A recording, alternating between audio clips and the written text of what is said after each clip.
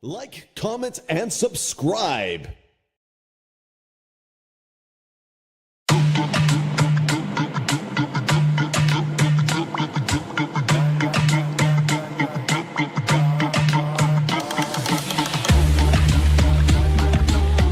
inheritance is turned to screams, and our houses to aliens. We are orphans and fatherless. Our mothers are as widows. We are drunk in our water for money, and our wood is sold unto us. Our necks are under persecution. We labor and have no rest. We have given our hand to the Maswayan and to the Assyrian to be satisfied with bread. Our fathers have sinned and are not, and we are born their iniquity.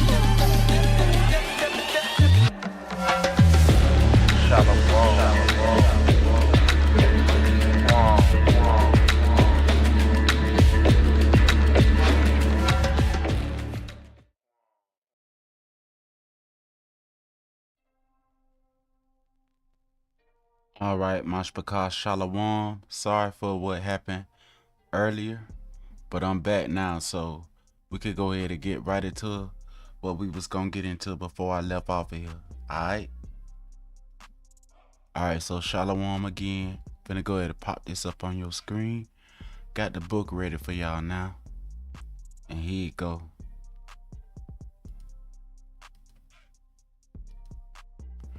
All right, so. And I don't like how my audio was sounding earlier, so let me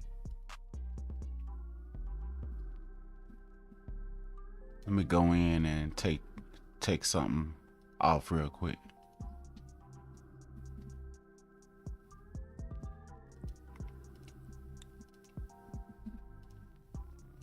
Test 1. I like that better.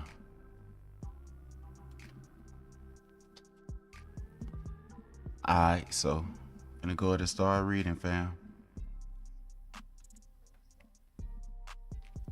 Oh, and if you want this preset for my microphone for your OBS, you can go ahead and grab that from underneath the video when this is done. I made the preset, and you could set it how you like it towards around your voice, but it's really a male vocal preset. I'll work on a female vocal preset if I have to, for you to help you with getting your vocals like you would like them. And if it's something in it that you would like done, just make sure you reach out to me, and I do my best to go ahead and do that for you. And again, I want to say shalom to Sister B Sparrow and Mother April for coming in last live. Hopefully y'all will see this and come back. I'm finna go ahead and get back to the page where I was at. Alright, I believe I was on page 127.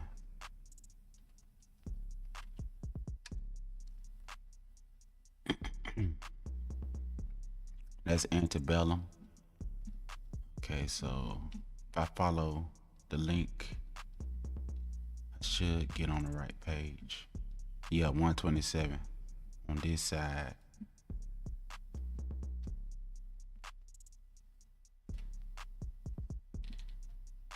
That's 117. We're gonna get to it. Almost there. Alright. And sometimes, fam, no matter what you read, some people are still gonna be stuck inside of what they want to believe. And that don't mean that you stop speaking. Let me go down here. Oh.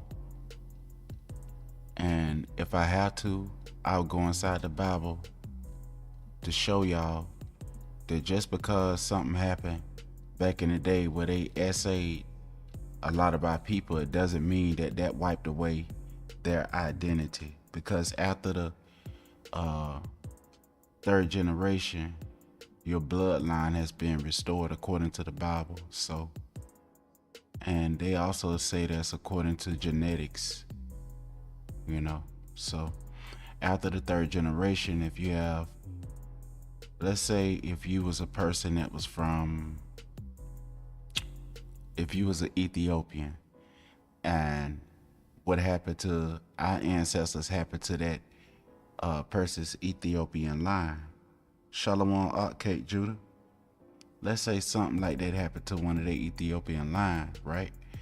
And after the third generation of them staying within the Ethiopian people, their bloodline will be restored, and the older bloodline will not be the bloodline that they is, because as a matter of fact, according to the Bible and the judgments in the Bible, when a man forces himself on a woman, that's like murder. So that baby came out of murder, and that's not a good thing.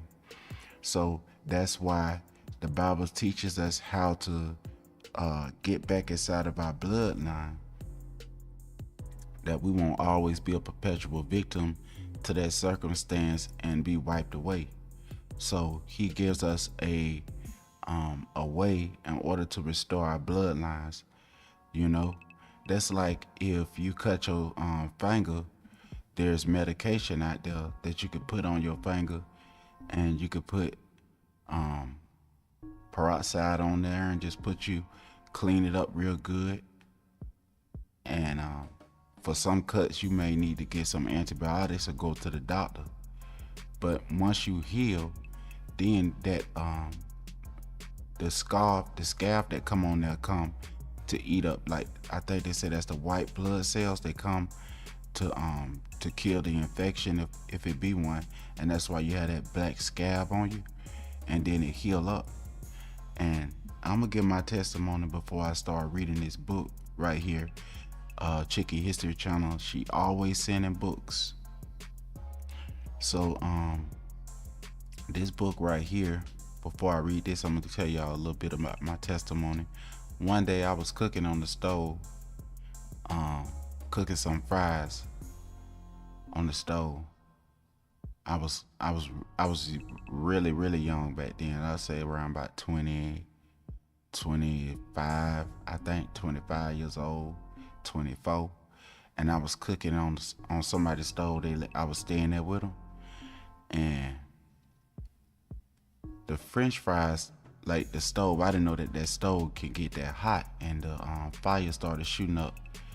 And I was getting ready to put water inside of the sink.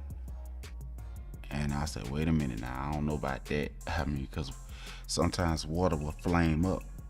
So I was getting ready to go outside and dump it inside of the dirt, like the grease. The fries wasn't burnt, but I was getting ready to dump the stuff in the grease inside of the dirt. And one of my homeboys, he had saw me out there, and he was like, hey bro, just put it in. He turned that man turned the water faucet on outside. He said he do that all the time. Now, something inside of me, what people say that something is, we know who that someone is, was telling me, do not go over there and put that in there, pour that way. But I ignored my conscience, and I went over there, because you know y'all can speak to your conscience. I went over there and I did what he said, and that fire like almost exploded like a bomb. And my left side of my body had burnt, and my foot had 4th degree burns, and I had a studio session set. And so I had went on ahead and went to the studio session, and I recorded that song that I had re-released, Stop Hating. That song I wrote around 2010 and recorded it at Clay Cut Studios with Freezy Beats. And then when I re-released the song, but yeah, in the making of that song, so when you hear me like screeching a little bit, I was in pain because I didn't want to, I paid for my session and all that, and I was talking to Columbia Records and all that, and I didn't want to let that pass me by. So before I went into the hospital, I recorded that song, Stop Hating. And so what I did is I went in there, and there was a female in there. Brother K. Judah, you was telling everybody on there about your testimony, about how you got hit, how you got injured. And so when I had went inside, so I'm gonna give you mine, bro. So when I went inside the hospital, you know, it was a Puerto Rican doctor in there, and she came in. Her name was Adriana, bruh. She put some of that, I don't know what that painkiller stuff they put in me. I said, ooh, boy, that felt so good, bro. I ain't know what to do. I ain't never felt that good in my life. All the pain left out of my body. And I was begging. I said, Dr. Adriana, please give me some more. She said, I can't do that. She said, I gave you a specific dosage. Had to come back and, you know, so. And then I thought about Michael Jackson. I was like, man, I see why Mike wanted the painkiller. Yeah, but there's something out there. There's a balm for like when you're injured. And so when a lot of people, they say that our people have been essayed, so that means we ain't got no history and it's all wiped away, and almost to say they championing the slave master that essayed our ancestors. And a lot of these same people will be on the news telling people that slavery never happened or to get over it. So you got this kind of sentiment towards your ancestors saying, well, they done away with because I'm mixed. All of us mixed. All of us white. No, everybody is not mixed. According to the scripture, you have 3 generations, just like this right here that symbolizes 3. Part 3. You have 3 generations. The first beginning of your suffering is not always the end of it. You got to make up in your mind if you want it to be the end of your story. And I noticed that even with this mixing phenomenon that's going on, a lot of people, they feel as if, well, I'm mixed, so that's it for me. Or a lot of people feel like, well, it don't matter who you sleep with. I don't care. Or it matters to me who I see our brothers and sisters with, but it's not my decision. But I can't sit here and lie and say that it don't affect me. I do care. But at the same time, like the brother K. Judah was saying, it's not a good thing to make children and then leave your children just because you find out that you wasn't supposed to be going out there and mincing your seeds everywhere. And if Yahweh willing, I will read that Bible verse. It is in Numbers chapter 22. But let me go ahead and read on this right here. Race and ancient black Africa in the Bible. Now, when we say we believers in the Bible, right? And you look inside the Bible and you do not see race. One time you see race is when you see somebody running. But when you see ancient, you think about the ancient of days. And when you see black, you don't see that one of the sons of Noah named his son this right here. And black is like the elder was saying, is a bastard language anyway, a new language. You don't see this right here. You don't see Africa in there. This is a denomination of a people. This is a denomination of a name of a people, as Josephus said.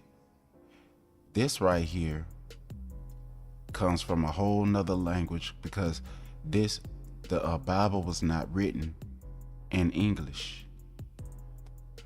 And race, this word right here, how you say it, race, and all that, and the meanings of race in America was not the meaning of race in the Bible. If you said race, you run it down the road somewhere, or you run it like Elisha that was anointed after Elijah, and that's what the mantle of Elijah, of Elijah, he was anointed with the mantle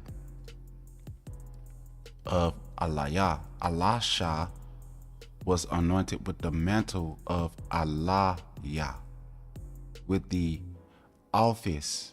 You know, he had to finish his job, and he had his own call, but he was anointed with the anointing of Elisha, of Elijah. And it's an ancient, so let me go ahead and read, because I'm be babbling. Let me go down here. Race Racism and the Biblical Narratives. Kane Hope Fielder. The aim of this chapter is to discuss the questions of race and ethnic identity and the diverse biblical narratives. I hope to clarify for modern readers the profound difference in racial attitudes between those in the biblical world, in the book world, in the scroll world, and in the subsequent history of Eurocentric interpretation. In antiquity, we do not have any elaborate definitions of theories about race. This means that we must reckon with certain methodological problems in attempting to examine racial motives as contained in the Bible. Ancient authors of biblical texts did have a color, consciousness, awareness of certain physiological differences, but this consciousness of color, race, as we shall show, has by no means a political, as I heard a brother saying, it had a political motive with the Bible. This is before white people. If we say we the ancient people, right? If white people created our history 2,000 something years ago, then we never had a history. And our whole buildup of Africa and everything is us creating myths, and we never had an origin. Was by no means a political, ideological basis for enslaving.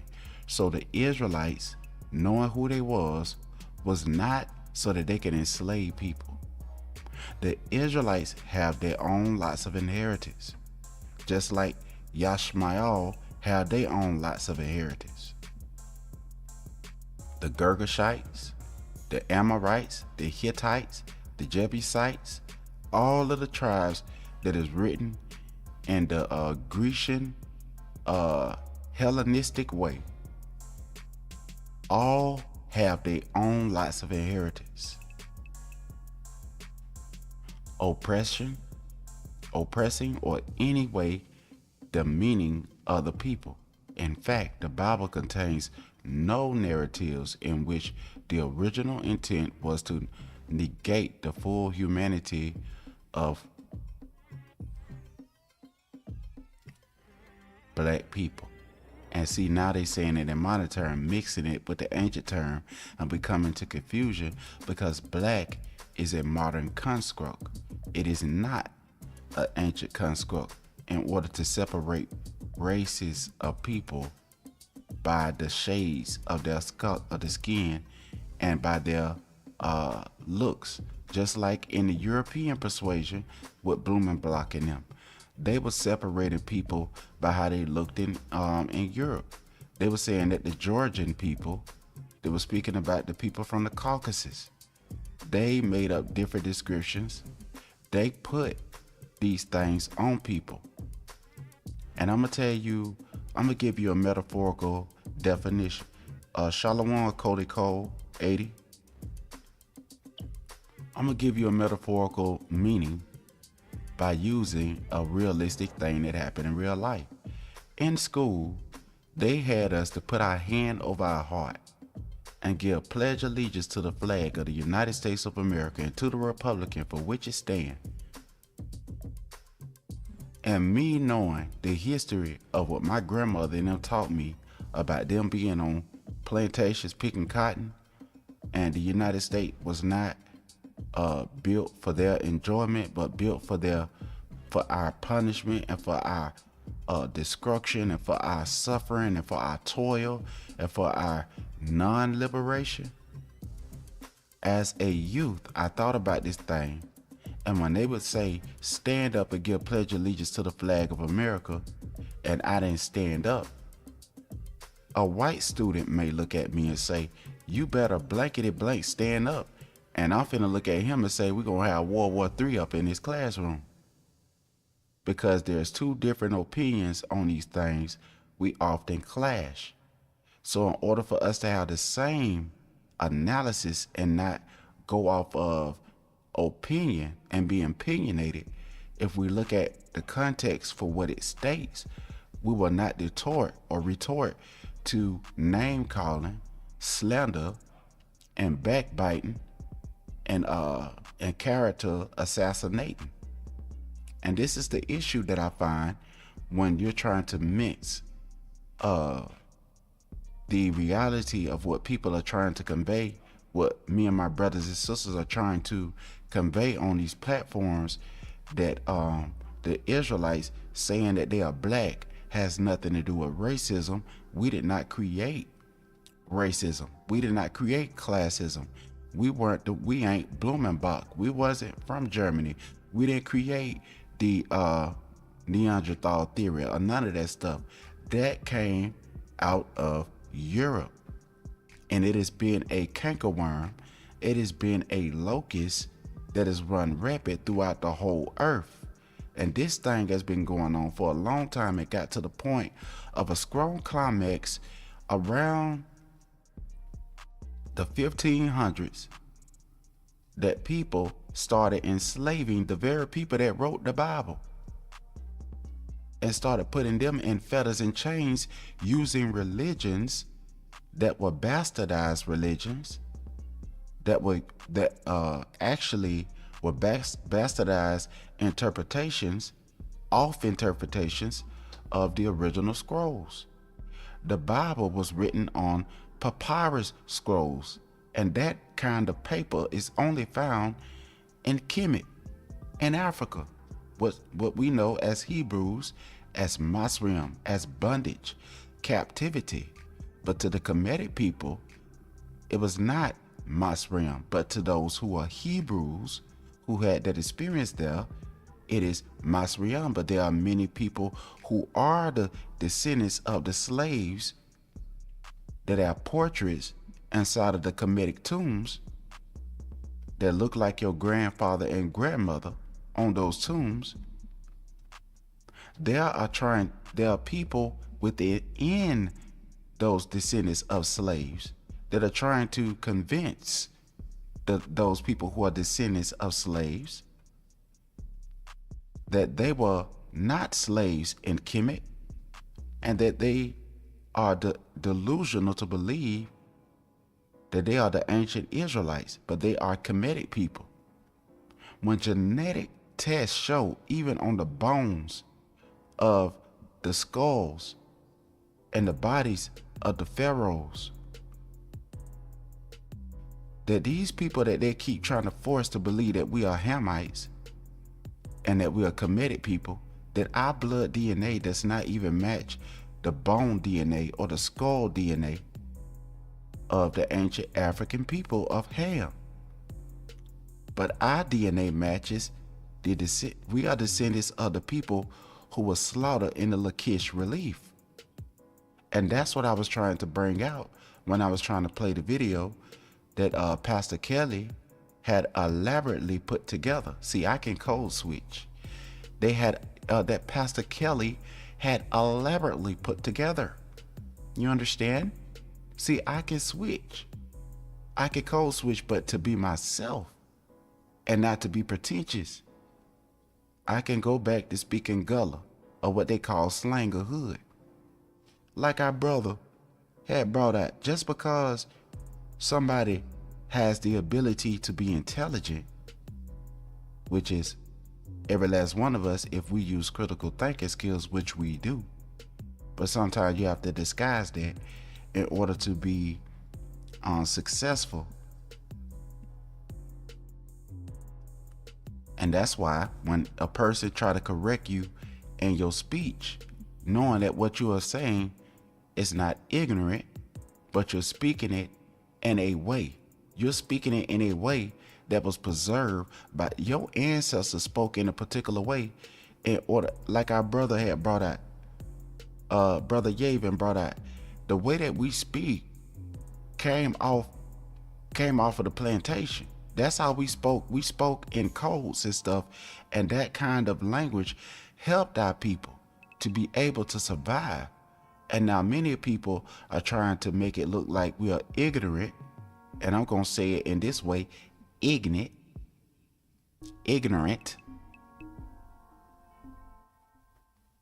because we speak or convey things in a particular way and try to reclassify those things in order to create a narrative.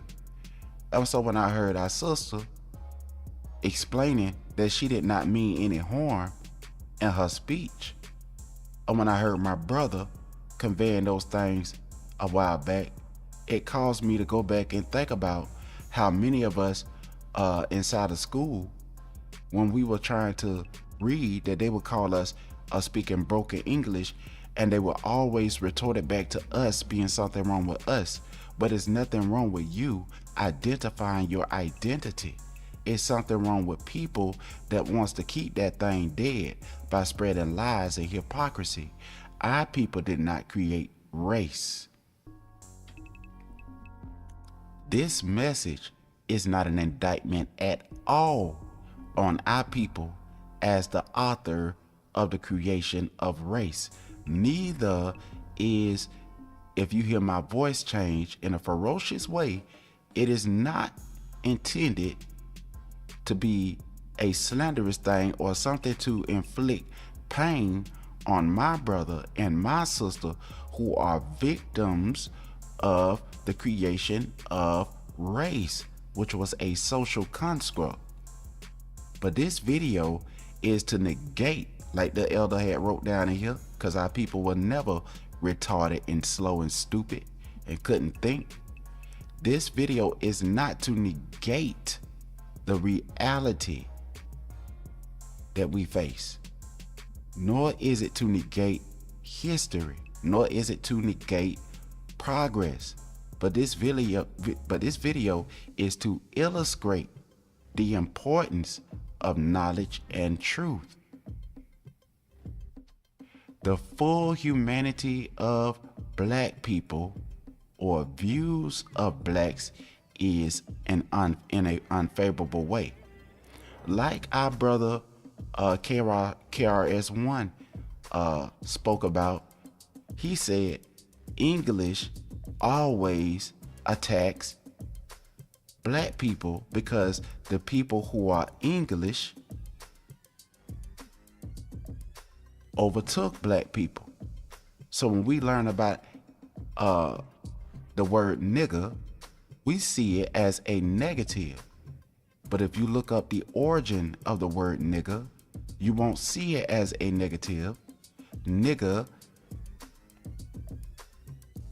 to the Gaaz people means a chief. And Abar Lashan, the closest way to say it is Nagadia. And then Abar Lashan is the oldest language on earth. So if Abar is the oldest language on earth, then Nagadia is the original and the oldest way to pronounce nigger. So go back to the origin and you will start to see the roots of a thing. And when I say roots, I'm not talking about witchcraft. I'm talking about when you look at the bottom of a tree, that is the foundation. But the foundation did not start from the roots. It started from a seed. A nation starts from a seed and earth. The woman symbolically is the earth. The man is the seed. That's why the scriptures say that Adam seed. Hawa was the, as you could say, the garden where the seed sprouted, where the seed grew inside of the boughs, inside of her baton. And that's where the seed came out. But when we don't understand our language, we would be, look, the baton that our sister had used to strike the other sister, whether if it was by a mistake or not, that sister still need repair because that's not the intent. that was not the original intent for the creation of the baton. But when the police get a baton and knock somebody clear out, people have sympathy on the police.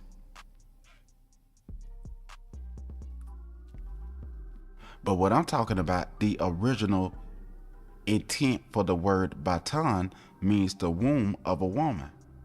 When you look at the ground, that is the baton of the seed. That is the baton of the nana, of the seed. And that's where the seed come out of. The seed comes out of earth.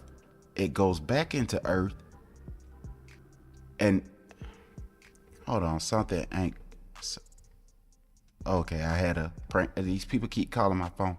But anyway, when the nana goes inside of the adawam, it germinates. The nana is in the adawam, that is the holding cell. When it germinates, it creates another like unto the one that first put the seed inside of the adawam. So when Adam and Hawa had Kwayan, and when they had Habal, they did not have a monkey, but the children came after the likeness and the image of their father, Adam. And Adam, it is said in the scripture, is he was formed in the image and the likeness of Yahweh Shai, because Yahweh Shai is our maker. When you understand the Abar, you will read and see that when Allahayim said, let us make Adam, you will see him saying, and Allah, plural, said, let us, plural, make Adam, Akkad, in our image. And Akkad can be many, but many came from one. Adam, but Yahweh Shai is eternal. He was always with the Father, and the Father never had a beginning, and he never has an ending. Time is evidence of eternity, because without eternity, there could be no time. Substance is the understanding of substance, because without a substance, there could be no substance. Without a number one, you don't have a penny. But with a zero, you have a deficit. So in order for creation to be a reality, there has to be the substance has to be real, because if substance was not real, then there can never be any substance. So in order for the first woman and the first man to be born to be created, they have to be created, because woman and man, since ancient times, since the first Adam, we always can say first, because it take two. Like they sang in that song, it take two. And like the older folks say, it take two to tango. So there cannot be another Adam and Eve that had Adam and Eve. Because who is the first Adam and Eve that had that Adam and Eve? That's why I said, when people try to speak against the Creator, when you try to break down the old landmarkers, you're going inside of a place, or you're going to be in a mental illness. That is devil worship. Even Hashatan know that Yah exists. Even the devils know that Messiah exists. Atheism is grown because of lack of knowledge. But when knowledge comes through the spirit of knowledge, then atheism won't have a leg to stand on. Then you'll start wavering with emotions, but emotions are fickle. I went to sleep one night when I was younger and dreamed my pocket was full of money. But when I woke up, I had lint in my pocket. I had a dream again when I was younger that I was swimming. I had so much money, I was swimming inside of chicken nuggets that we used to have at the school. That was my favorite lunch. But guess what? When I woke up, I didn't have no money to get no nuggets. In that dream, I was so hungry, I was swimming like in my auntie pool that she used to have in Polk County, full of nuggets with all of the ketchup I could ever have, and I was just imagining Miss Wimberly inside of the kitchen making me some of them nuggets that she knew how to make very well. But when I woke up, I didn't have the money, so I had to go and ask Miss Wimberly, "Can I please get some nuggets?" You, just because you imagine something is true and you feel it's true does not make it true just because you are afraid to receive the truth. Adam and Hawa came from a creator. And when you know that you came from a creator and that creator gave you rules that you got to live by, perhaps it is your fear that if Yah is real, then that means that I can't just do what I want to do. When I knew that my daddy was really home from work, I knew that I can't just run throughout the house. I knew that if I'm gonna run, I need to go out the door. When I felt like nobody was watching and I ain't want to work inside of my grandmama's garden, I felt like I could just relax. But don't let grandma catch you slipping. All what I'm saying is that we have to look at reality as reality. Race is a social construct created because they wanted to enslave the people that they took from the kingdom of Judah with a perpetual slavery. How do we know that it was the kingdom of Judah? Whether if it was some of the northern tribe mixed in or not. How do we know? Because on the maps that they changed, you know what they say in court, anytime somebody change evidence or they negate to give evidence, that is an admittance of guilt. Why? Because it's something that they trying to hide.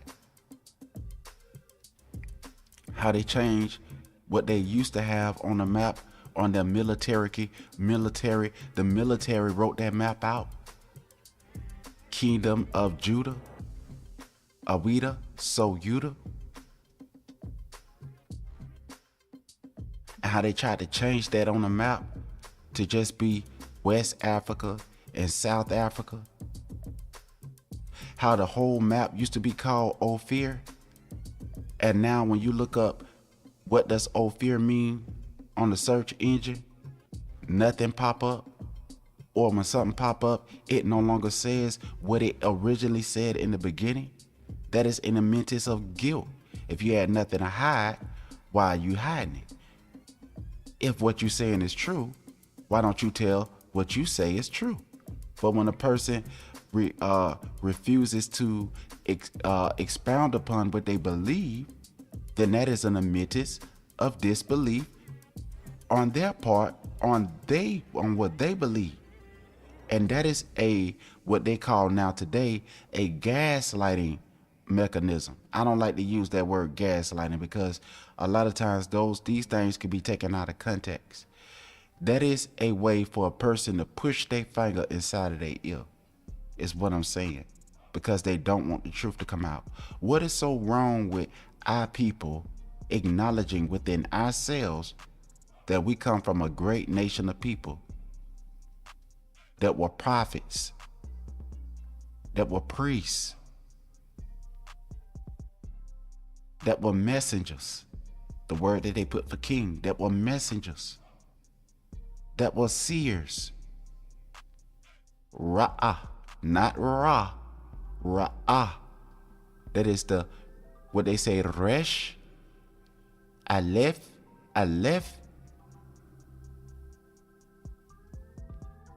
He. That is the seer. A seer is a person that sees the future.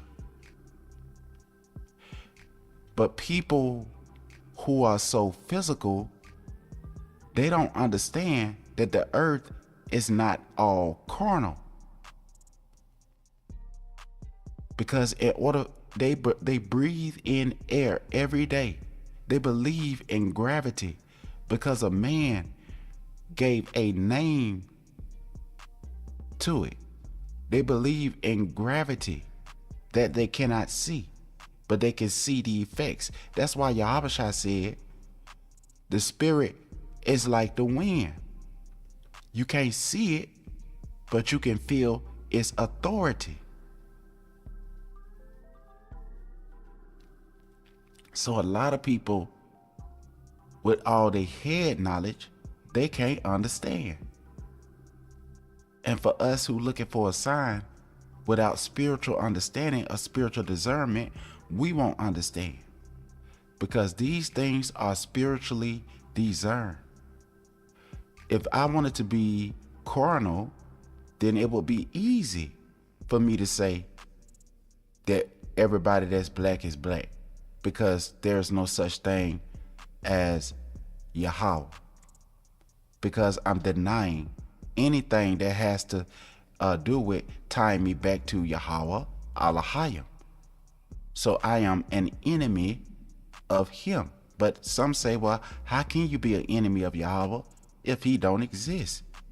I am an enemy of a creator that I don't give a name, because my creator is this and my creator is that. And everybody go and create idols, and they're no longer saying that I will submit under the original judge. The original judge of the cup company, if they named it, I don't know, pacification. And there's another company called plastation. But the company called pacification say, you know what I'm gonna do is I'm pulling these cups off of the shelf. I'm the judge of if I want to continue to produce this product that's made out of sand.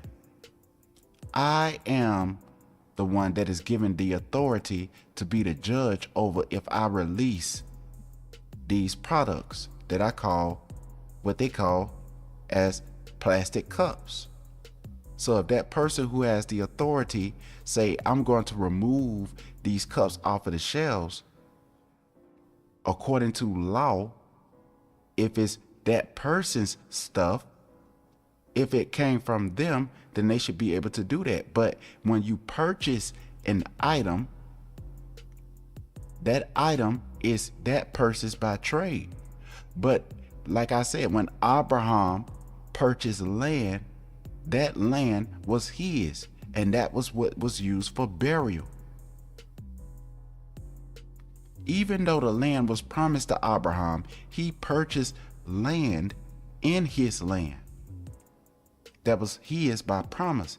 He didn't come in and negate what was originally going on. You had the Hamites all up and through the land. He didn't come in and do any of that. He came in and purchased burial land. Now others come in and they build on top of cemeteries. There's people, there's companies in America that have built whole towns on grave sites. You work your whole life just to pay for your casket and your tombstone, and never enjoy what your life was supposed to be about, because we are all inside of a iron and clay system, iron and clay kingdom, that's only job for the people within these systems is to work all they can to bury themselves. And in your whole life, all you are supposed to do according to the rules is work on a plantation.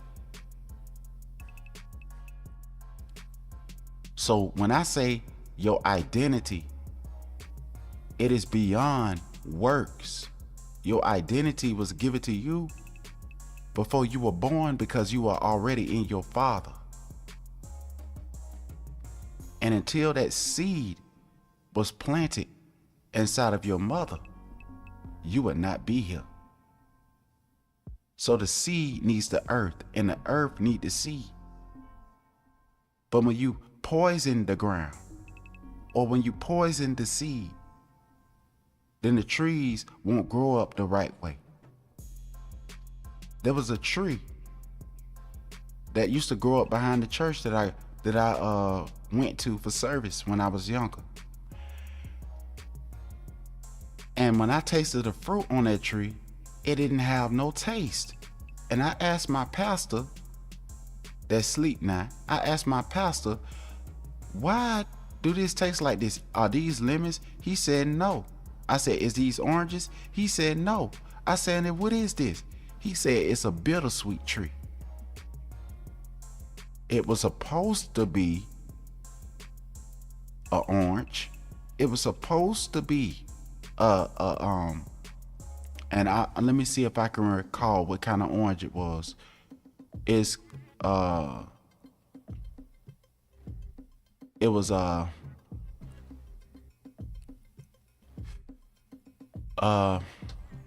my daddy used to tell me what the name of them was. But anyway, it was a pink, it was supposed to be a navel orange, a pink navel orange. But they didn't even taste like lemons. They just tasted nasty. So that tree was not what it was supposed to be. Even though it was supposed to be a navel orange, it did not grow like it was supposed to be. So one would say, well, I'm gonna prune the tree and try to let me try to draft in something in there, and you could try to do all you want to try to fix it. But hey, a bittersweet is a bittersweet. How it grow is how it grow. There are some people that are born to be a bittersweet. When our ancestors transgressed the Most High's commandment, we were in a position as a bittersweet tree. And there ain't nothing nobody could have did that was going to stop what was pending to come upon our ancestors when they rejected their last hope. So when we got put in the position that we was in, he, the only one that's able to plant the trees and make them grow how he want them to grow, is the only one that was able to turn that tree around to fix that tree to make it back to what it's supposed to be.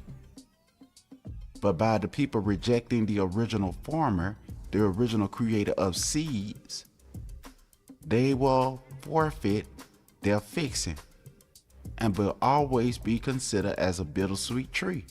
So in order for you to have the life back inside of you, you have to have the one that originally created life to fix that life. If your heart went bad, you would need to have a heart replacement surgery.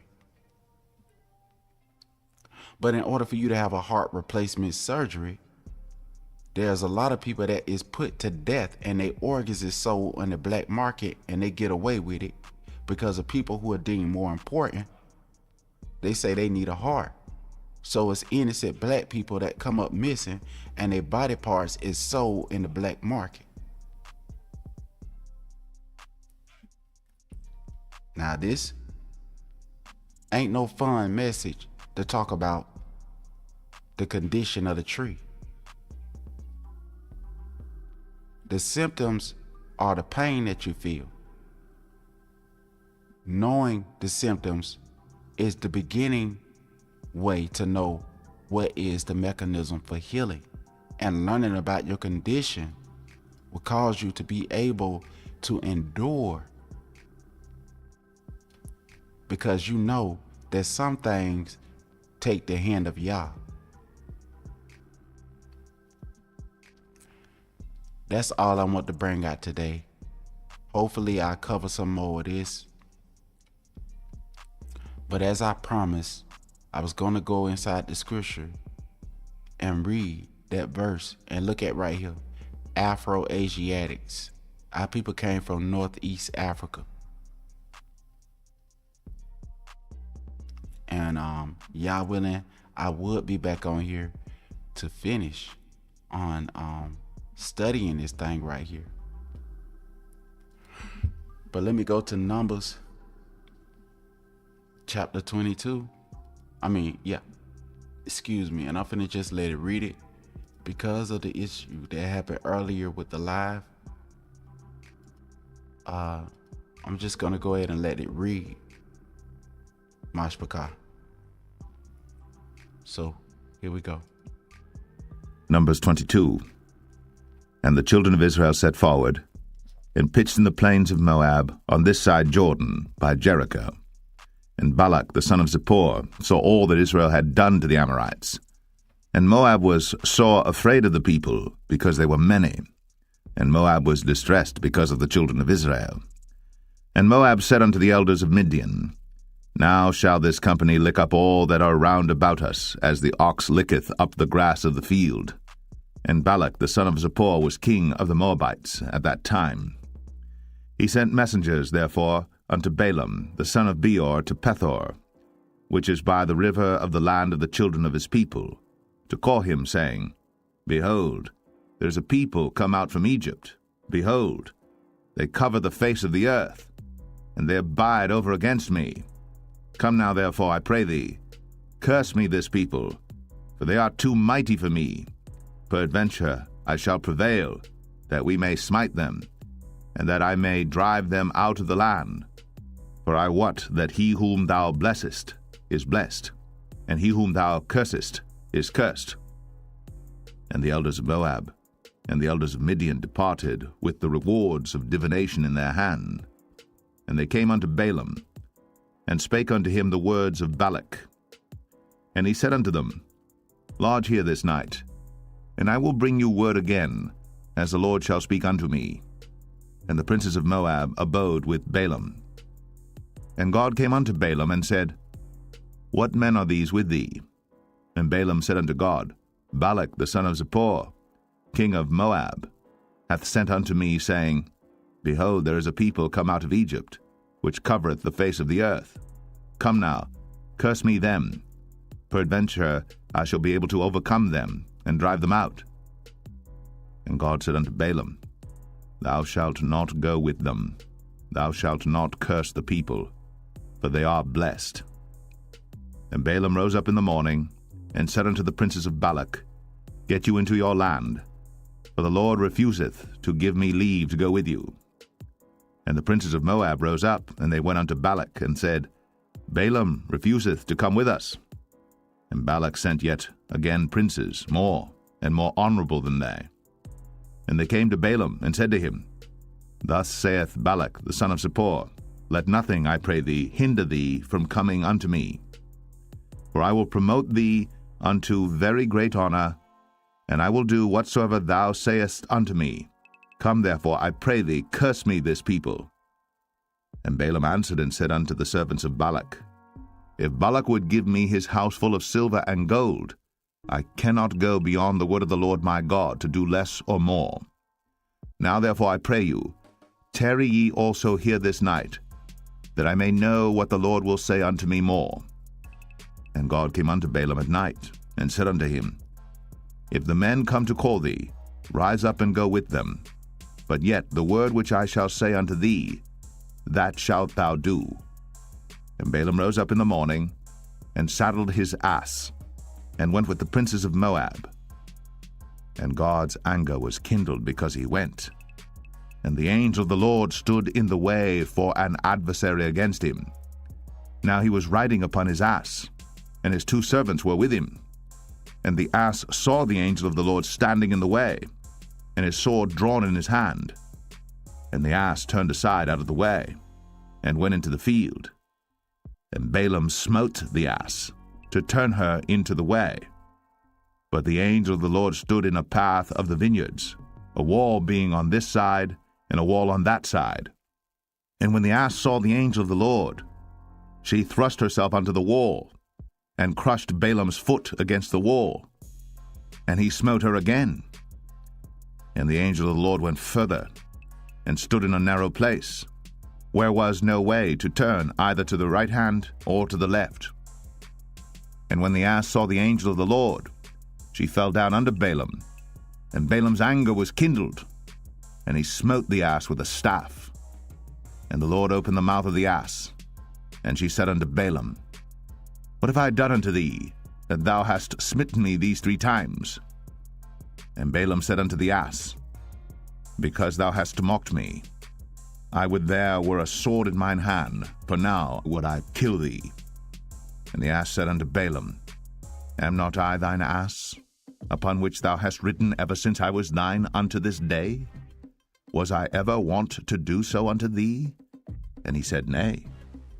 Then the Lord opened the eyes of Balaam, and he saw the angel of the Lord standing in the way, and his sword drawn in his hand.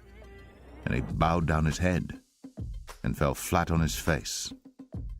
And the angel of the Lord said unto him, Wherefore hast thou smitten thine ass these 3 times? Behold, I went out to withstand thee, because thy way is perverse before me. And the ass saw me, and turned from me these 3 times. Unless she had turned from me, surely now also I had slain thee, and saved her alive. And Balaam said unto the angel of the Lord, I have sinned, for I knew not that thou stoodest in the way against me. Now therefore, if it displease thee, I will get me back again. And the angel of the Lord said unto Balaam, Go with the men, but only the word that I shall speak unto thee, that thou shalt speak. So Balaam went with the princes of Balak. And when Balak heard that Balaam was come, he went out to meet him unto a city of Moab, which is in the border of Arnon, which is in the utmost coast. And Balak said unto Balaam, Did I not earnestly send unto thee to call thee? Wherefore camest thou not unto me? Am I not able indeed to promote thee to honor? And Balaam said unto Balak, Lo, I am come unto thee. Have I now any power at all to say anything? The word that God putteth in my mouth, that shall I speak. And Balaam went with Balak, and they came unto Kirjath-Uzoth. And Balak offered oxen and sheep, and sent to Balaam, and to the princes that were with him. And it came to pass on the morrow that Balak took Balaam, and brought him up into the high places of Baal, that thence he might see the utmost part of the people.